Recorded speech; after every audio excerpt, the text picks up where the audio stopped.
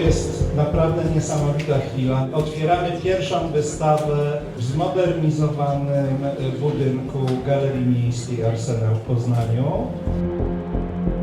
Jest moją ogromną radością i przyjemnością, a także honorem powitanie głównej bohaterki dzisiejszego wieczoru, Luz Marii Sánchez. Pod nieobecność państwa. Jak się żyje w państwie, które przegrało wojnę z kartelami, które nie radzi sobie z różnymi wyzwaniami, z ubóstwem, przemytem i zostawia swoich obywateli na pastwę losu.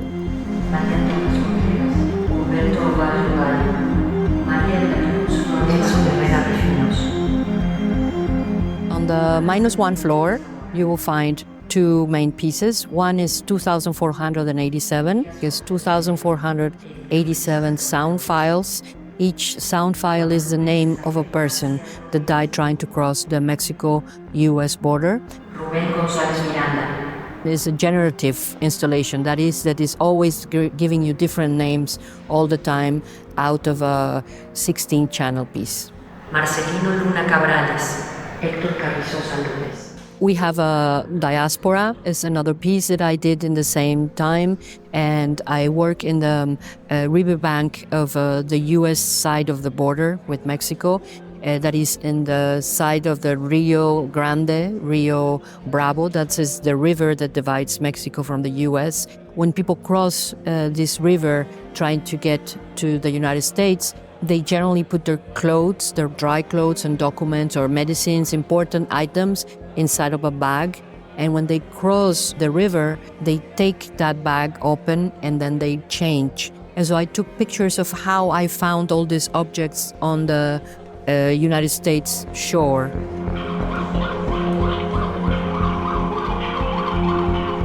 We also have on exhibition the series of These Unnecessary Force, and there are 4 different artworks.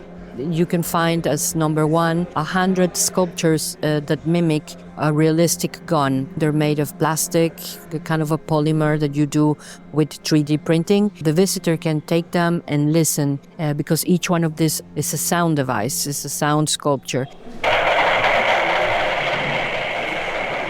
Jeszcze zostałem z tym sfilmowany, więc...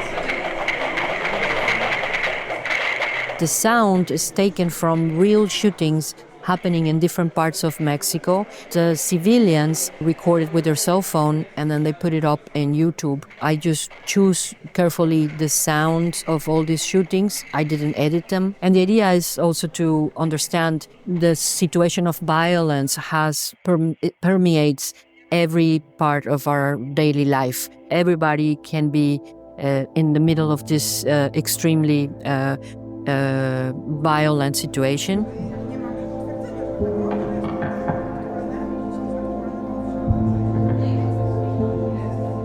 Protagonistkami 2 prac pokazywanych tutaj jest grupa kobiet, które założyły kolektyw poszukiwaczki. To, czego te kobiety poszukują, to szczątki ciał ich porwanych i zamordowanych bliskich. A więc same próbują zrobić to, czego powinny oczekiwać od państwa, które najpierw powinno chronić ich bliskich przed porwaniem, przed śmiercią, a kiedy nie udało się tego zrobić, to powinno przynajmniej zapewnić możliwość godnego pochówku dla tych zabitych ludzi.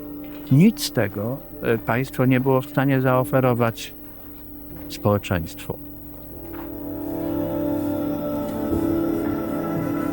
By working with them, I realized that it would be very good to have a tool, like a phone application, that they could track their own traveling through the desert and all the search that they do. I also recorded the trip and with sound and video.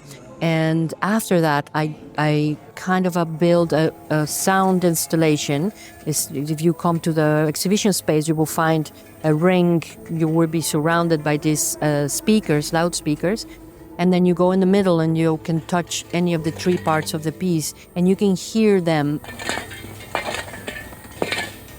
in this trip, this day trip, where they're looking for victims of enforced disappearance in the Sinaloa desert. We have also this honorary force number 2. I worked with Verónica Castillo Arnal in 2017. She was working as well with some kids that had problems because their parents were victims of enforced disappearance. It's a situation very particular in Mexico now with all these younger generations of kids because their parents are not formally declared dead because there's no body found, but they're not with them because they were kidnapped. The fact that these kids cannot close their process of losing a parent is very complex. She asked them to present what is their biggest fear or their emotional situation to represent it through a monster or a dragon.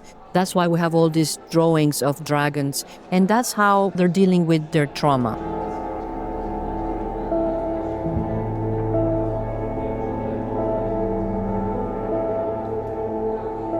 Dla tej wystawy ważny jest złożony charakter, zarówno jej samej, jak i poszczególnych dzieł. Możemy ją nazwać transmedialną, ponieważ liczne, wykorzystywane przez artystkę media bardzo często łączą się w ramach jednego i tego samego dzieła, które jest wydarzeniem performatywnym, jest rzeźbą, jest instalacją, jest powiązane z internetem albo z rzeczywistością wirtualną. Każdy z aspektów dzieła nosi w sobie zarówno ten wymiar badawczy, wymiar etyczny, wymiar polityczny, wymiar artystyczny. To wszystko zbiega się razem.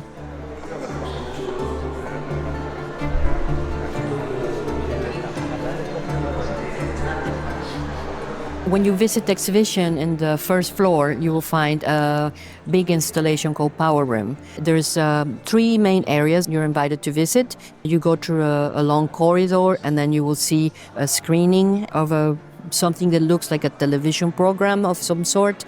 If you go to the right, you will find control room where you can actually make what is on the screening room happen. So you can decide what is going to be on screen. You can type whatever you want to build your program with.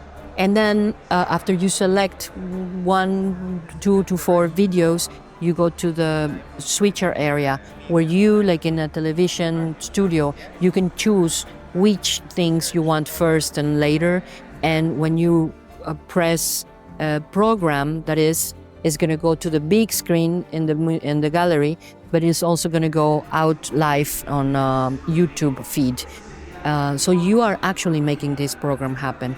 Now, what is the content of that program is one of the 1,400 press conferences of the current president in Mexico, Andrés Manuel López Obrador, because he does press conferences every single day since he took office back in December 2018.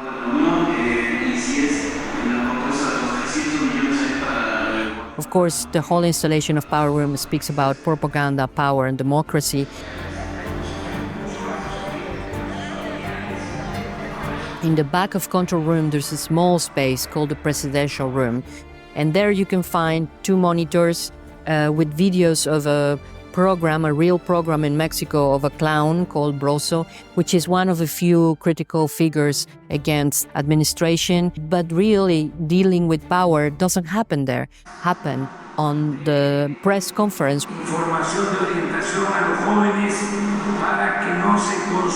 where he does this daily kind of dialogues with the journalists. So in the other side of the screening room, we have the press conference room. We have a maquette that is a replica of that same press room. And then we have a VR piece, also a reproduction where the visitor can put the Oculus system and they can walk inside of this reproduction of the press conference. I invite the public of Poznan to come and see the exhibition, even though they may think this is just about Mexico. I think it's very important to understand that what happens there is also maybe happening here or happening elsewhere. I think it's important to come and see how art can challenge current situations, how art can engage. You can see how different materials can speak about the same theme in very different ways. And maybe you will have some empathy for the people that has been going through this. There are 21 women killed every single day in Mexico. We have more than 100,000 people that disappear just like that. So I would like also to think about Mexico as a country that requires attention and empathy from the public.